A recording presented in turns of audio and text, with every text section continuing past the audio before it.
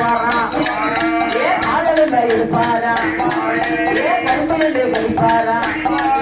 ஏன் முஞ்சலுங்க இருப்பாரா அவன் முந்தி என்று தின்பாரா ஏன் காடலுங்கு கையெறிய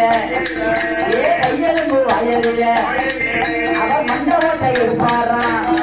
ஐயா மாங்காய் என்று தின்பாரா ஏன் சொன்னாங்க நோயாளியா அந்த மாயான கையெறிய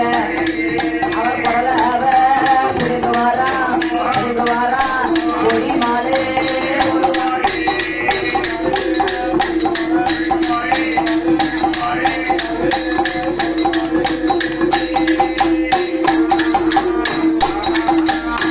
மாயான கரையதிலே